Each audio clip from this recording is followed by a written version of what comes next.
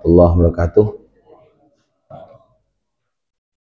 Innal hamdalillah nahmaduhu wa nasta'inuhu wa nastaghfiruh wa na'udzu billahi min shururi anfusina wa min sayyiati a'malina. Man yahdihillahu fala mudhillalah wa man yudlil fala hadiyalah. Asyhadu an la ilaha illallah wahdahu la syarikalah wa asyhadu anna Muhammadan abduhu wa rasuluh.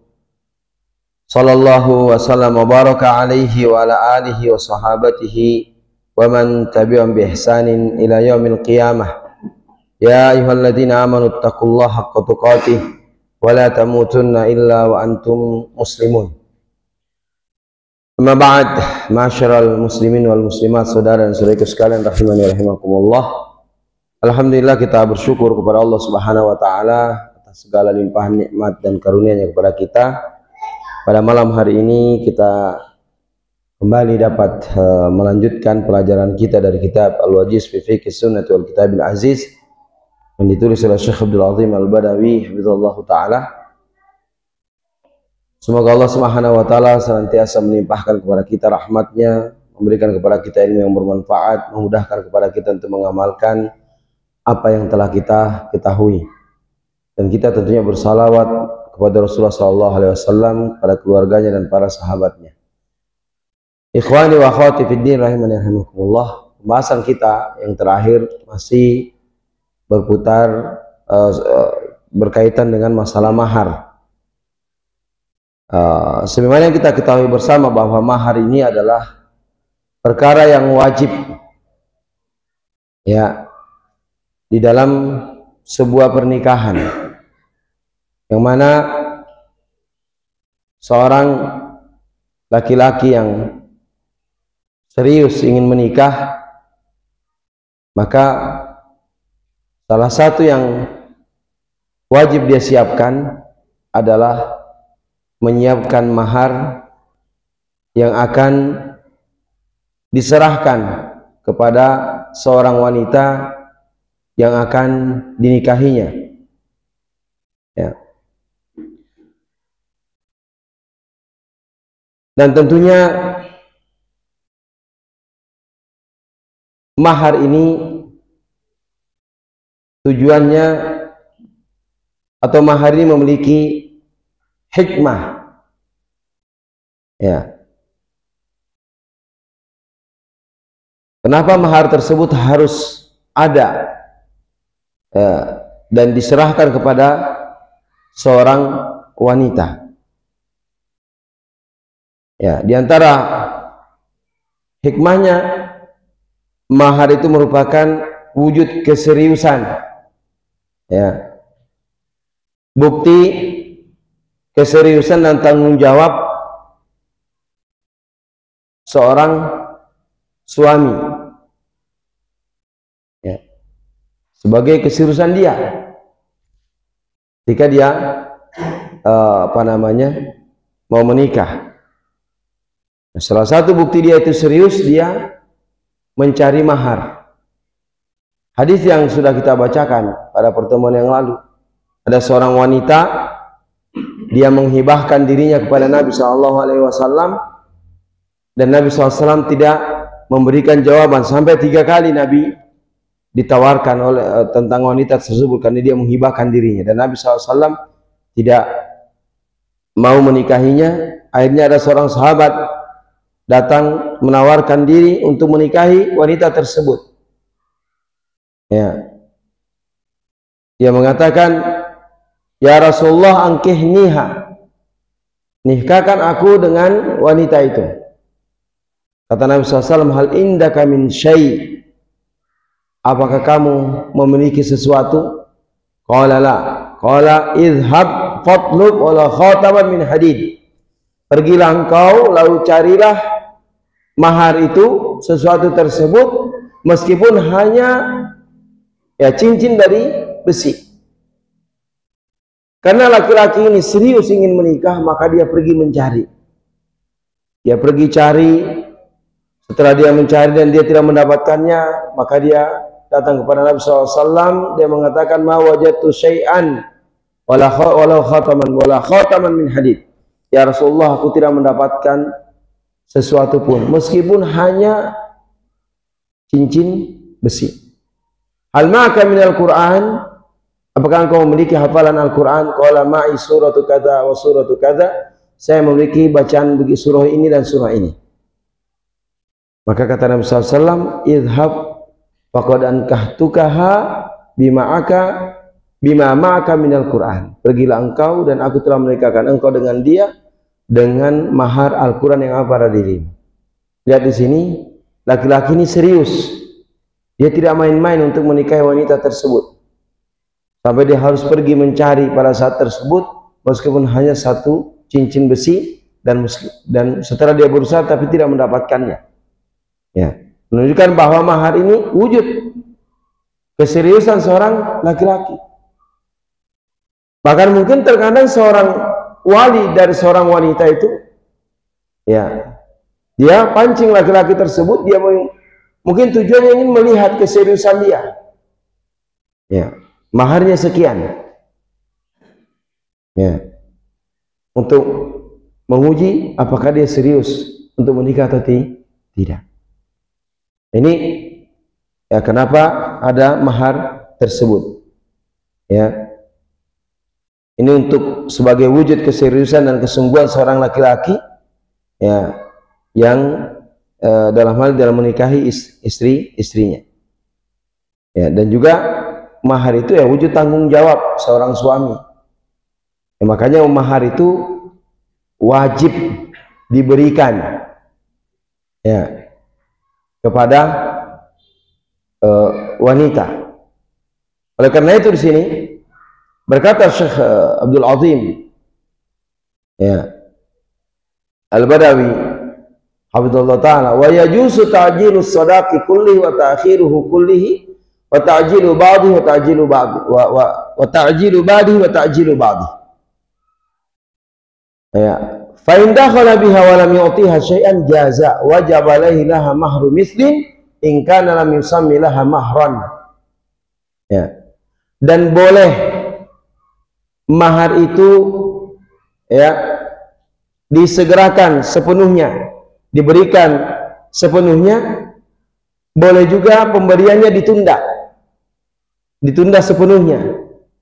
Misalkan dia maharnya misalkan 5 gram emas, ya, kemudian maka si laki-laki tadi dia serahkan mahar itu, boleh sebelum akad, ya, boleh setelah akad, boleh juga setelah dia mendatangi istrinya. Yang jelas wajib diberikan.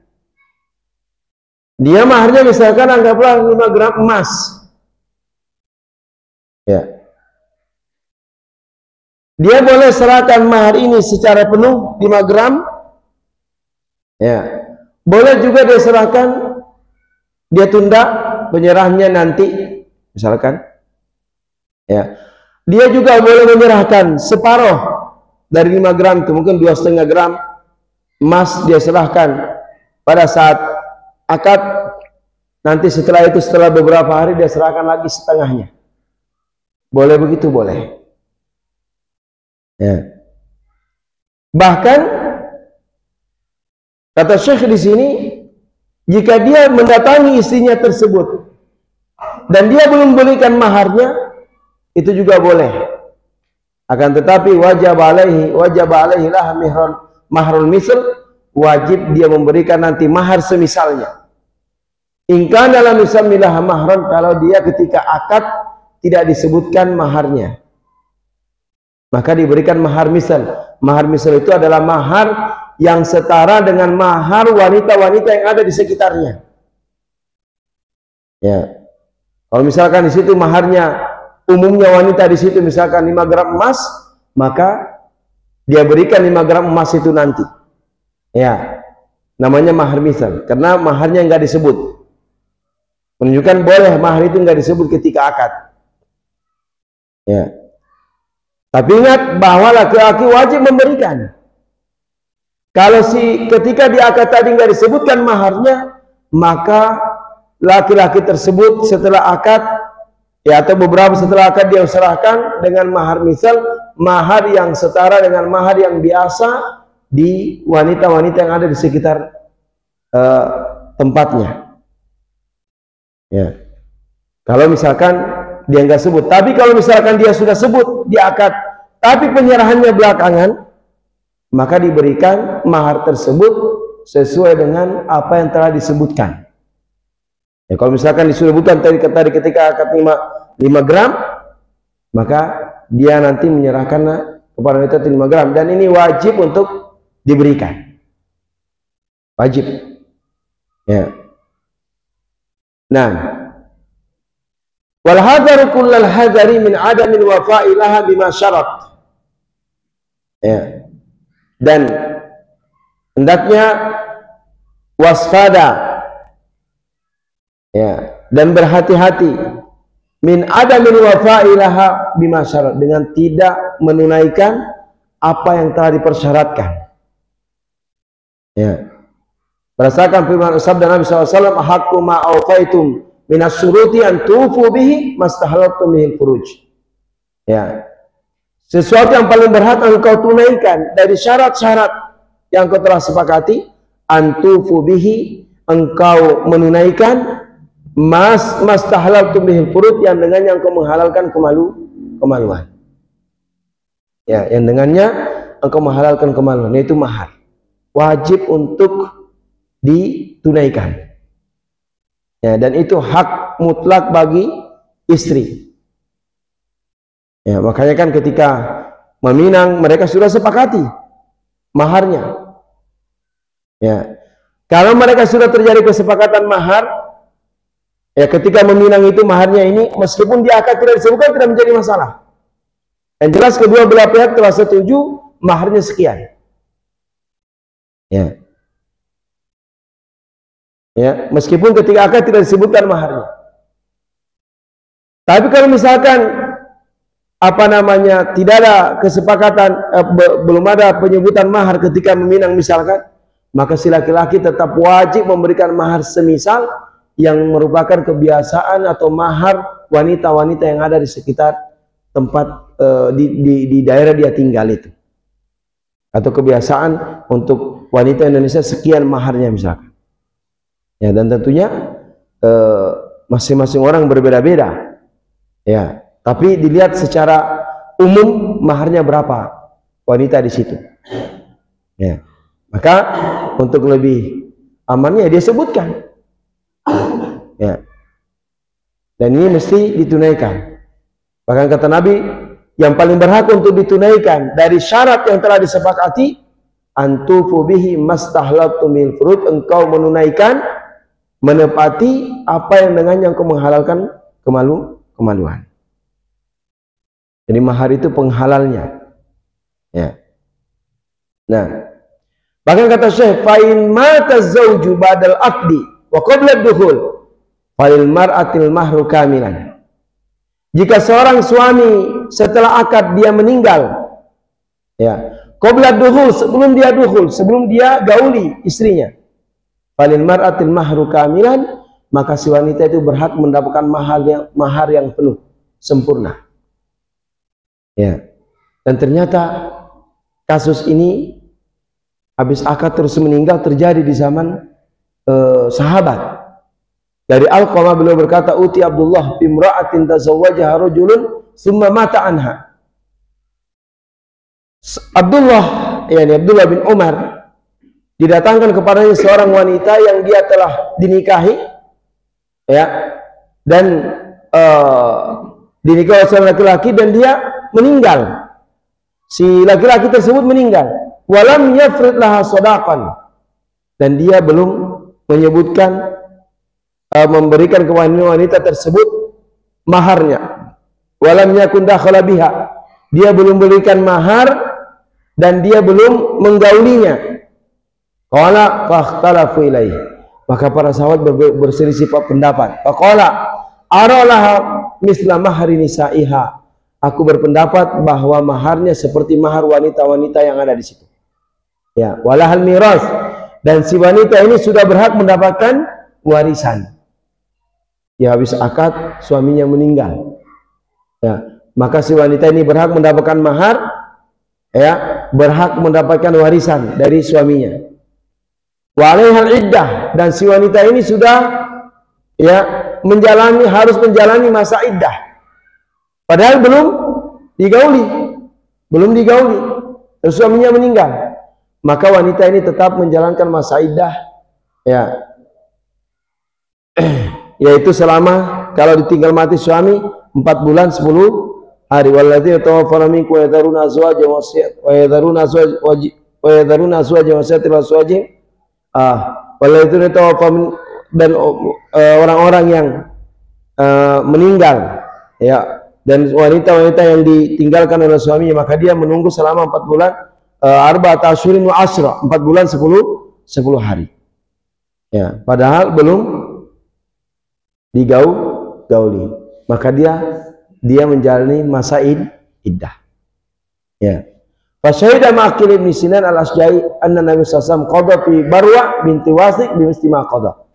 Dan Ma'qil bin Sinan al-Asja'i, ya, menguatkan apa yang telah diputuskan oleh Abdullah tadi, sebagaimana yang telah diputuskan oleh Nabi SAW terhadap Birwa binti Wasiq, seperti yang diputuskan oleh Abdullah. Pernah terjadi zaman Rasulullah SAW, dan seorang wanita yang sudah dinikahi, kemudian suaminya meninggal dan belum diapa-apain begitu, ya. Dan itu juga terjadi di masa kita, juga ada yang pernah terjadi begitu. Habis akad meninggal dunia, ya, suaminya. Ya. Nah, maka mahar ini, ya, wajib untuk diberikan. Boleh ditunda, boleh disegerakan, boleh ditunda, boleh disegerakan separuhnya, kemudian separuhnya ditunda, boleh. Yang jelas wajib diberikan. Ya. Nah, wajib diberikan. Oleh karena itu, ya, dan mahar juga ini kaum muslimin dan kaum muslimat rahimani rahimakumullah, bahwa adanya mahar tersebut sebagai bentuk penghormatan, kepada istri, ya, bentuk untuk memuliakan istri dengan diberikannya mahar. Nah, oleh karena itu Islam mewajibkan mahar ini sebagai bentuk penghormatan kepada wanita. Ya, dan ini menegaskan kepada kita bahwa wanita itu memiliki kedudukan, ya, di dalam Islam, memiliki kedudukan yang tinggi dalam Islam. Ya. Dan mahar ini bukan hanya sekedar transaksi biasa. Nikah itu bukan hanya transaksi biasa. Ya. Nah, ini diantara bentuk hikmah dari adanya mahar itu. Ya. Kemudian juga sebagai tanda apa? Ikatan kuat pernikahan dengan adanya mahar. Nah, dan ini juga mahar fungsinya apa?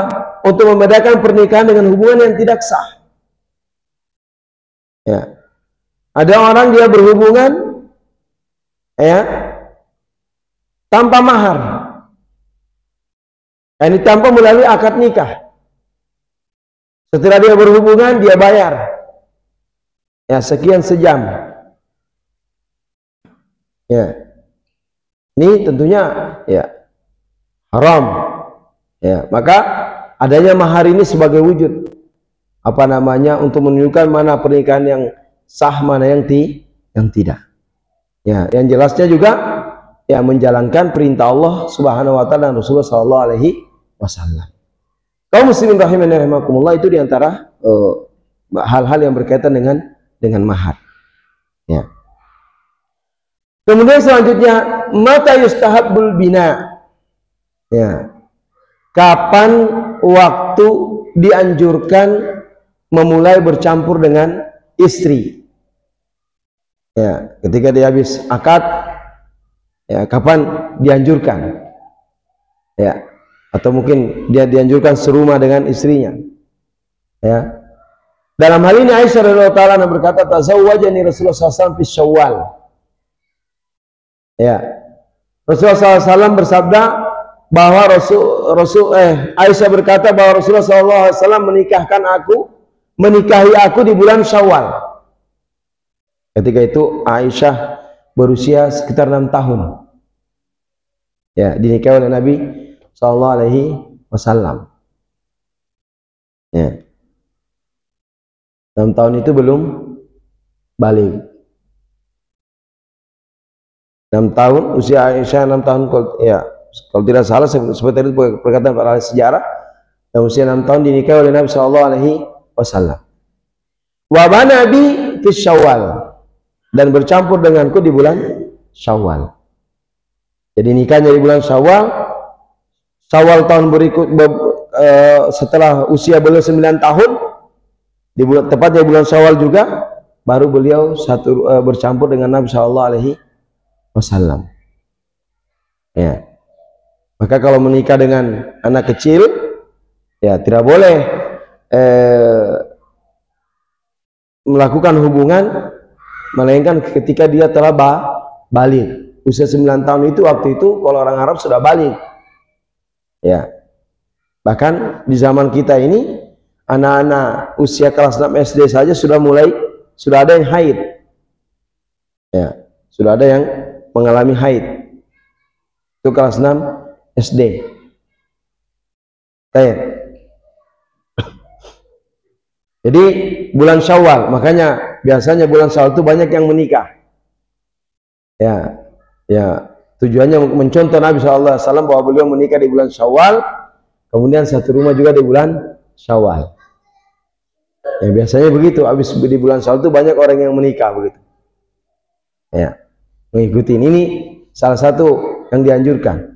Maka fa'ayu nisa'i Rasulullah SAW kana ahdha indi minni.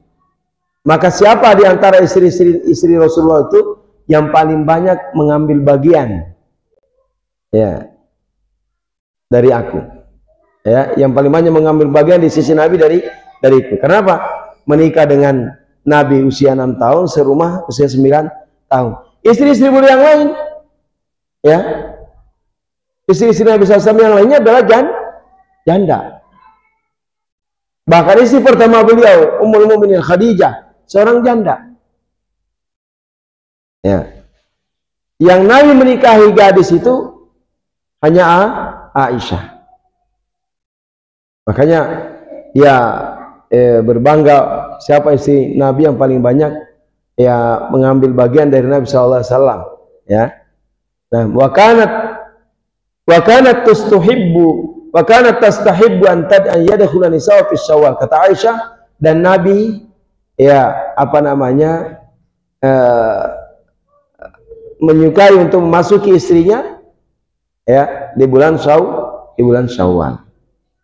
Ya, di bulan Syawal. Ini sunnahnya. Ya, sunnah itu nikahnya di bulan Syawal. Untuk mengikuti Nabi sallallahu alaihi wasallam. Bukan berarti di luar bulan itu nggak boleh, boleh. Ya. Bahkan nikah bulan Ramadan juga boleh. Ya, yang penting jangan melakukan itu di siang hari. Tidak dilarang nikah di bulan Ramadan. Nah. Namun ya dianjurkan di bulan Syawal.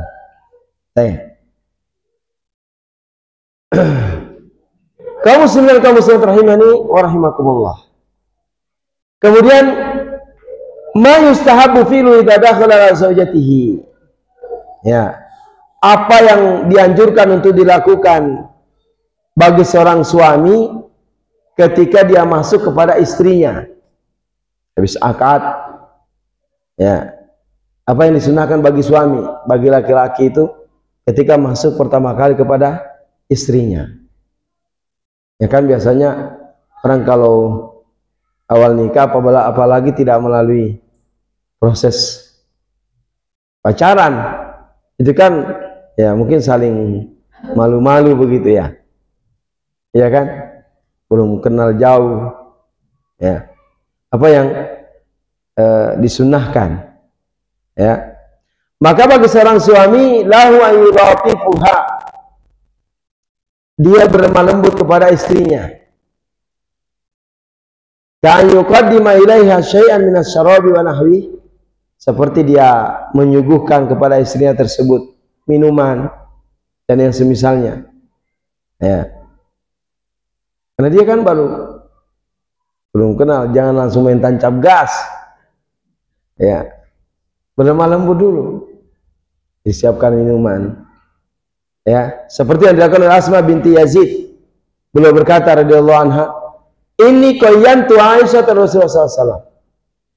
Sesungguhnya aku menghias Aisyah untuk Rasulullah SAW. Ya. Ini juga ya nggak apa-apa. Wanita itu artinya ketika ya suami mau masuk padanya, wanita itu dihias. Ya. Kalau sekarang ada apa itu namanya? Wedding syariah.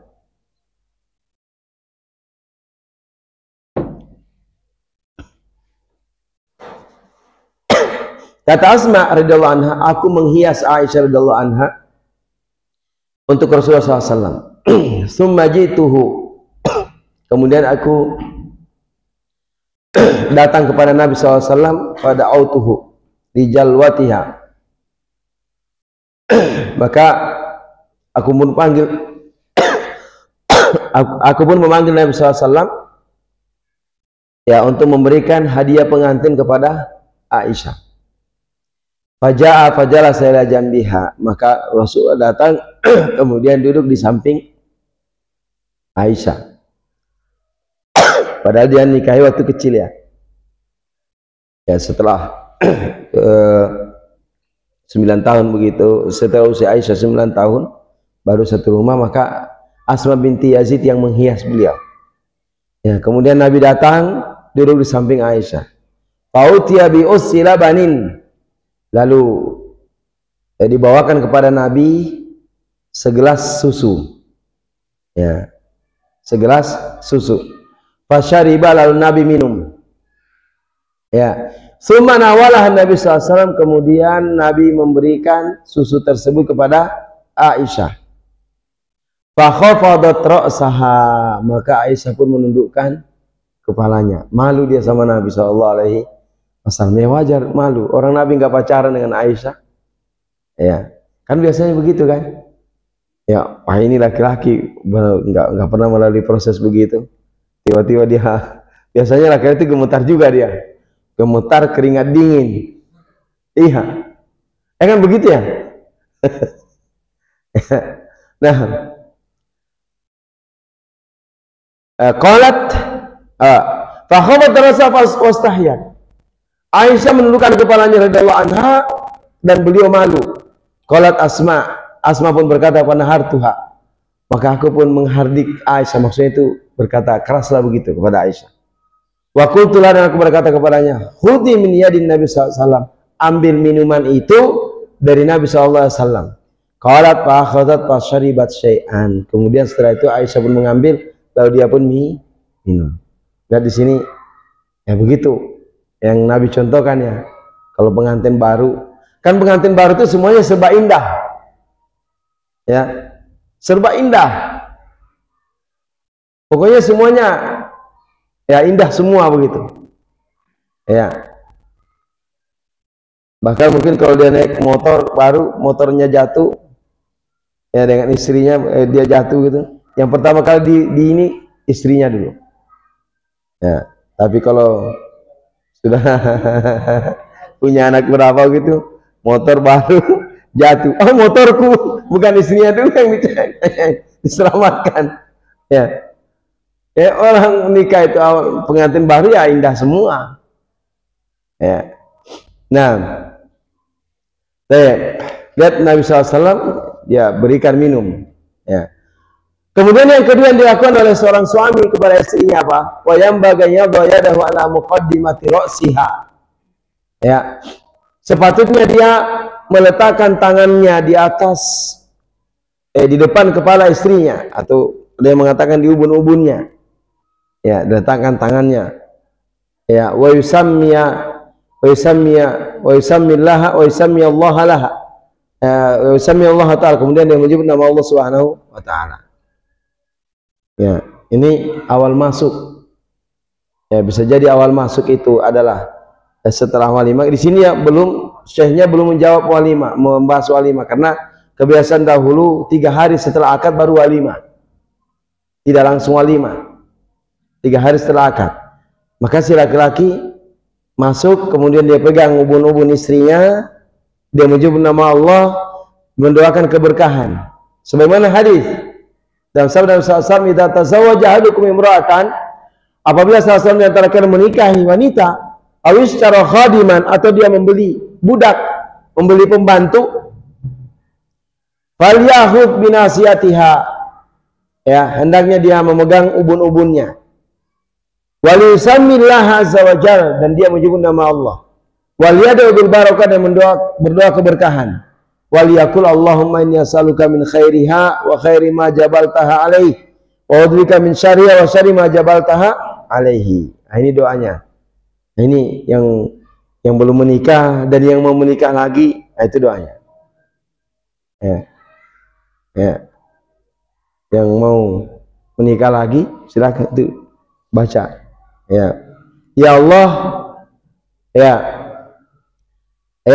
Allah, aku mohon kepadamu kebaikan wanita ini dan kebaikan apa yang Engkau berikan kepada dia. Wa a'udzubika min syarri, aku berlindung dari keburukan wanita ini, wa syarri ma jabaltaha alaihi, dan keburukan yang Engkau telah tetapkan pada dirinya. Ya, didoakan, minta keberkahan. Ini yang kedua, ya, mendoakan. Yang ketiga, wa yustahabbu lahum ma yusalli rakaatain ma'an, disunnahkan keduanya untuk sholat 2 rakaat,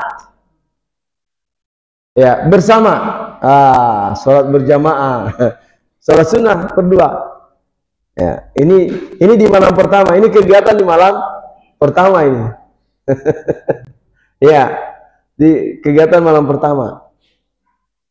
Ya, sebenarnya sholat sunnah bersama istri itu tidak mesti malam pertama.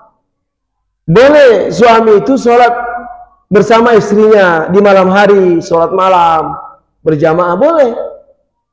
Ya, bahkan kata Nabi SAW, rahimallahu mur'an, semoga Allah merahmati seorang suami, ya, dia bangun di malam hari, kemudian dia bangunkan istrinya, fasallaya ma'an jami'an, lalu keduanya sholat berjamaah, dua-duanya sholat, maka dia termasuk orang yang keluarga yang dirahmati oleh Allah Subhanahu wa ta'ala. Yang sekali-sekali begitu, bangun malam hari, bangunkan istrinya atau istri bangunkan suaminya, lalu ajak suaminya untuk jadi imam. Ya, boleh. Boleh sholat begitu. Ya, itu boleh, termasuk sunnah yang banyak ditinggalkan oleh para suami. Ya, meskipun tidak rutin setiap malam. Ya, mungkin sekali dalam sepekan, sekali dalam sebulan dia sholat berjamaah dengan istrinya. Ya, ini banyak yang ditinggalkan oleh para suami. Ya, padahal di situ mendatangkan rahmat Allah. Ya, itu salah satu juga cara untuk mengharmoniskan, kembali jadi harmonis begitu. Ya, bahkan banyak sunnah yang kita tinggalkan, kita sebagai suami. Mandi bareng dengan istri, ya juga banyak yang meninggalkannya. Boleh dia mandi bareng dengan istri. Dan Nabi pernah rebutan air bersama Aisyah kalau tidak salah. Mandi bareng dengan Nabi SAW. Ini sholat. Makanya ya di malam pertama seorang laki-laki dia sholat bersama istrinya. Karena ini dinukil dari para salaf. Ya, meskipun tidak dasar kepada hadis Nabi SAW, tapi ini perbuatan para salaf, perbuatan para sahabat. Ya, ini sholat 2 rakaat di malam pertama. Ya, ada 2 asar. Asar ini perkataan sahabat.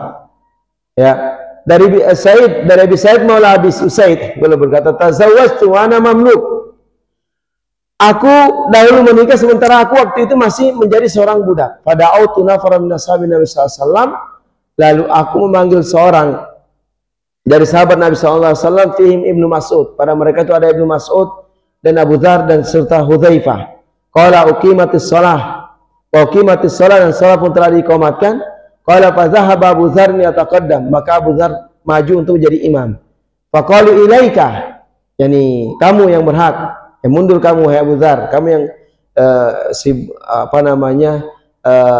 Abi Said yang berhak untuk menjadi imam. Qala aw kadzalik, apakah demikian dicontohkan Nabi sallallahu alaihi wasallam? Qalu na'am. Ya. Nah, ini juga kaum muslimin. Sebelum kita masuk pada inti pembahasan di sini, kalau kita berada di negeri suatu kaum, di kampung suatu seseorang, ya, maka kita kemudian kita sholat satu masjid, maka kita tidak boleh menjadi imam. Ya, menjadi imam di masjid tersebut, kecuali kalau kita disuruh. Yang mentang-mentang, oh ya, bacaan saya lebih bagus daripada dia, nggak boleh. Ya, kita tidak boleh mengimami, ya, yang mana kita bukan orang di situ begitu. Lihat di sini, padahal Abu Dzar siapa yang tidak meragukan, dia sahabat. Sementara yang ini Abi Said waktu itu dia masih budak. Ya, dia masih budak. Tapi karena di rumahnya, maka dia berhak lebih imam. Ya. Kalau enam, begitulah dilakukan Rasulullah SAW. Kalau fataqaddam tubimu ana abdun mamluk, maka aku pun maju menjadi imam, sementara aku ini budak. Wa'allamuni, dan mereka mengajarkan al-faqul idza dakhala alaika ahluka fasalli rakaatain. Para sahabat mengajarkan sahabat yang ini yang ketika itu masih budak, apa katanya? Aku, ya, kata beliau, idza dakhala alaika ahluka fasalli rakaatain. Apabila ahlimu, keluargamu, istrimu masuk kepadamu, fasalli rakaatain, salatlah 2 rakaat. Salatlah 2 rakaat. Summa salillah min khairin ma dakhala alaika, kemudian mintalah kepada Allah kebaikan dari apa yang masuk kepadamu. Wa ta'awwad min syarrihi, berlindung kepada Allah dari keburukannya. Tsumma sya'nuka wa sya'nuk, setelah kamu sholat 2 rakaat, kamu mendoakan keberkahan seperti doa yang kita sebutkan tadi. Apa kata sahabat ini? Tsumma sya'nuka wa sya'nuk, kemudian urusan kalian berdua lagi lah. Setelah sholat 2 rakaat, urusan kalian berdua lagi. Ya, ini satu athar dari sahabat. Kemudian juga sama dari Syakik pun demikian.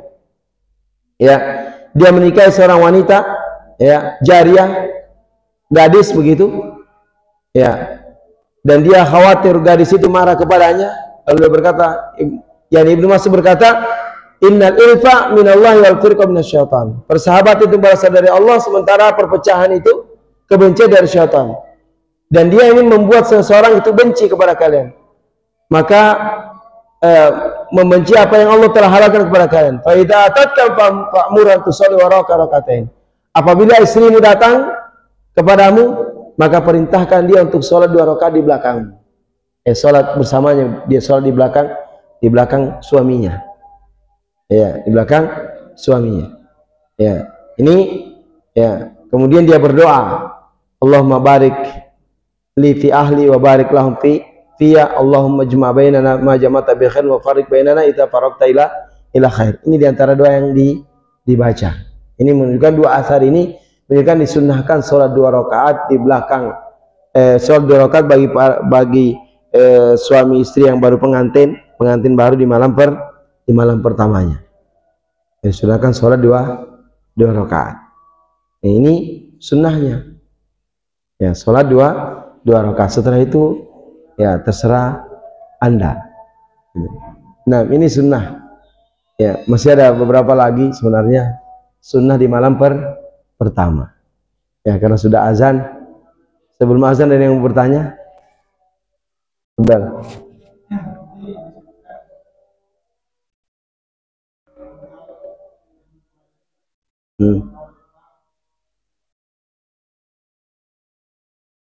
Iya.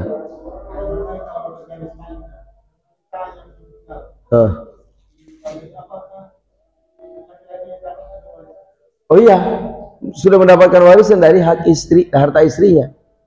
Suaminya meninggal, istrinya meninggal, sudah akad, istrinya meninggal. Maka itu kan sudah status istri.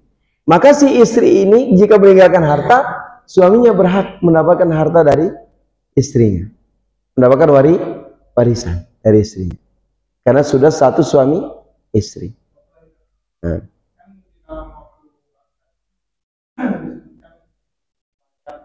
Iya.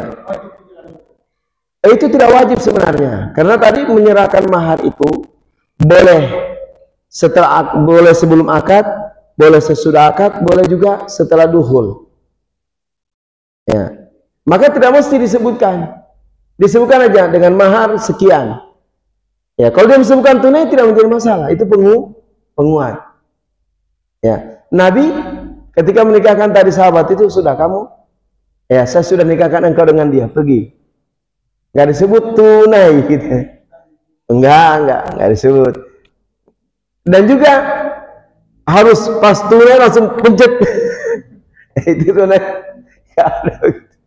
Ya, cuma itu adat ya, kebiasaan aja, kebiasaan di negeri, suatu negeri begitu. Allahu a'lam. Nah, yang jelas bahkan menyebutkan mahar itu, boleh mahar itu disebutkan, boleh juga tidak. Tapi kalau nggak disebutkan mahar, maka mesti diberikan wanita itu mahar semisal namanya, yang berlaku pada wanita yang ada sekitar situ. Maharnya umumnya berapa? Iya, iya mahar pasaran lah begitu. Ya, gitu.